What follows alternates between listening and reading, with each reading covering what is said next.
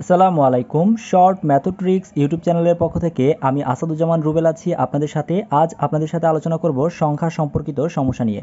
আজকের একটি টাইপ নিয়ে আলোচনা করব যেই অঙ্কটি আপনাদের পরীক্ষাতে প্রায় আসতে দেখা যায়। এই অঙ্কটির আমি একই সাথে গতানুগতিক এবং শর্টকাট দুটি পদ্ধতি দেখাবো। তো চলুন প্রথমে আমরা গতানুগতিক পদ্ধতিটি দেখব। প্রথম অঙ্কটিতে বলা হয়েছে 6টি পরপর পূর্ণ সংখ্যা দেওয়া আছে, প্রথম তিনটির যোগফল 27 হলে শেষ তিনটির যোগফল কত হবে। তো একটু খেয়াল করে দেখেন, গতানুগতিক পদ্ধতিতে যদি আমরা সলভ করতে যাই তাহলে কি কাজ করতে হবে। আমার এখানে সংখ্যার কথা বলেছে কয়টি, যে 6টি পরপর পূর্ণ সংখ্যা দেওয়া আছে, তাই না? তাহলে আমরা এক কাজ করতে পারি, আমরা সেই পরপর পূর্ণ সংখ্যা 6টি আমরা লিখে নিতে পারি, অর্থাৎ সংখ্যাগুলো আমরা ধরে নিব যে সংখ্যাগুলো কি কি। আমরা ধরে নিতে পারি যে সংখ্যাগুলো হচ্ছে x, x plus 1, x plus 2, x plus 3, x plus 4, x plus 5। এই হচ্ছে আমাদের 6টি পরপর পূর্ণ সংখ্যা, যেটা একটা হচ্ছে এক্স, তারপর এটা হচ্ছে এক্স প্লাস 1, তারপর এটা হচ্ছে x plus 2, x plus 3, x plus 4, x plus 5। এরকম আমরা 6টা পরপর পূর্ণ সংখ্যা লিখে নিয়েছি। এবার একটু ভালো করে খেয়াল করে দেখেন, আপনাকে বলেছে যে প্রথম তিনটির যোগফল হচ্ছে 27। তাহলে আমরা লিখতে পারি এভাবে যে প্রথম তিনটির যোগফল। তাহলে দেখেন প্রথম তিনটির যোগফল আমরা কি করতে পারি, আমরা প্রথম তিনটি নেই, অর্থাৎ এই যে 1, 2, 3, এই প্রথম তিনটাকে যোগ করে লিখি আমরা, অর্থাৎ x plus 1 plus x plus 2। দেখেন আমরা প্রথম তিনটি সংখ্যার যোগফল লিখেছি, অর্থাৎ x plus 1 plus x plus 2। তাহলে এগুলোকে যদি আমরা কাউন্ট করি তাহলে কত হয়, এক্স এক্স এক্স, তার মানে 3টা এক্স আছে, তাহলে আমরা 3টা এক্স লিখে নিয়েছি, আর এখানে 1 আর 2 যোগ করলে হয় 3, তাই না? এবার একটু ভালো করে খেয়াল করে দেখুন, আপনাকে প্রশ্নই বলে দিয়েছে যে প্রথম তিনটির যোগফল হচ্ছে 27। তাহলে প্রথম তিনটির যোগফল আমরা কত লিখতে পারি, এখানে আমরা 27 লিখতে পারি। তাহলে দেখেন আমরা এখানে মান পেলাম 3x প্লাস 3, এর মান হচ্ছে 27। এবার একটু ভালো করে খেয়াল করে দেখুন, আপনাকে বের করতে বলেছে শেষ তিনটির যোগফল কত। তাহলে আমরা কি কাজ করতে পারি, আমরা এখন লিখতে পারি যে শেষ তিনটির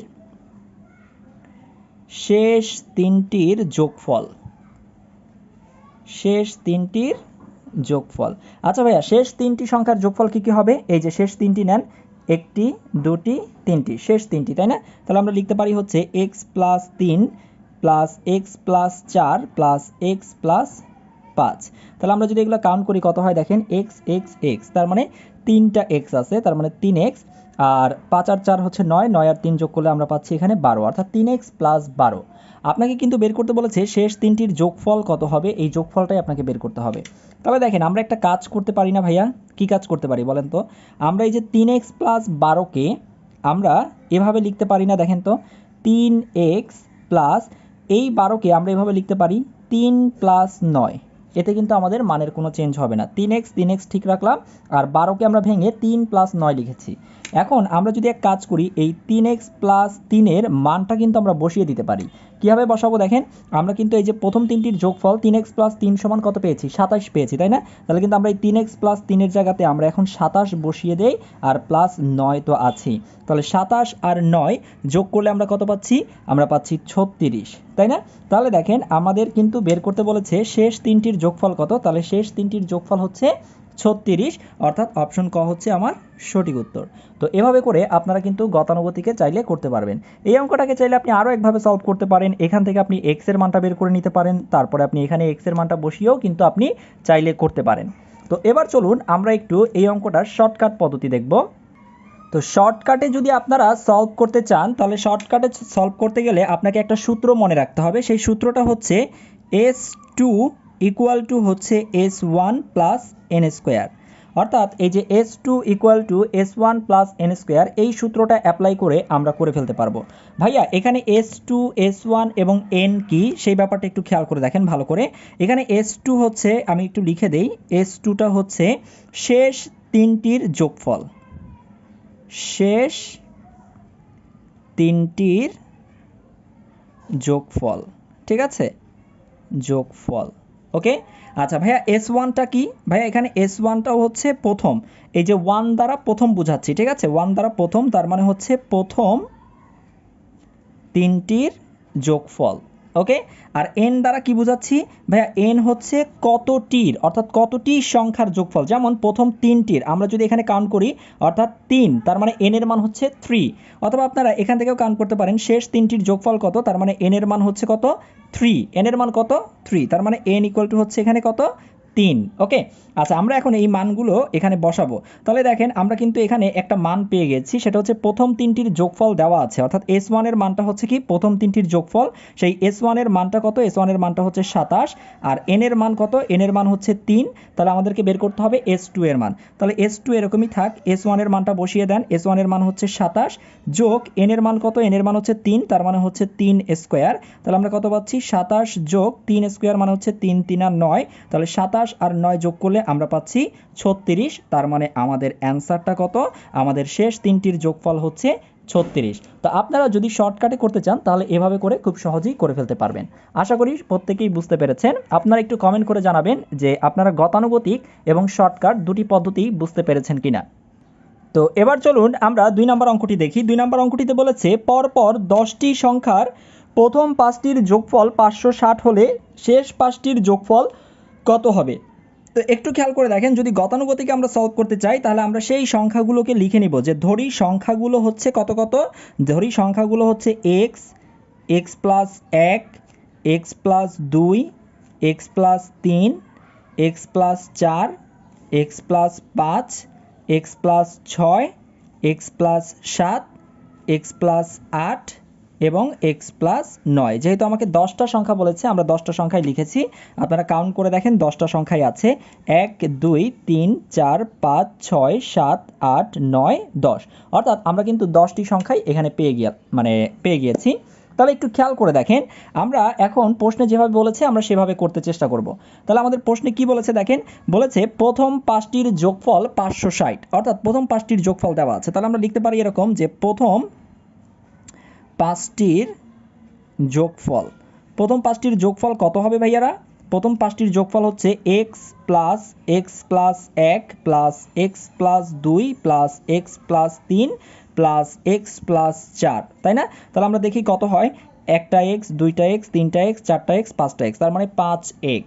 আর এখানে সংখ্যাগুলো সবগুলো কাউন্ট করি 1 2 3 4, এগুলো সবগুলো যোগ করলে আমরা কত পাবো? আমরা পাচ্ছি হচ্ছে 10। তার মানে 5x প্লাস 10। আর এখানে প্রথম 5টির যোগফল আমার প্রশ্নে কত দেওয়া ছিল? 560 দেওয়া ছিল, তাই না? তাহলে আমরা লিখে ফেলি প্রথম 5টির যোগফল হচ্ছে 560।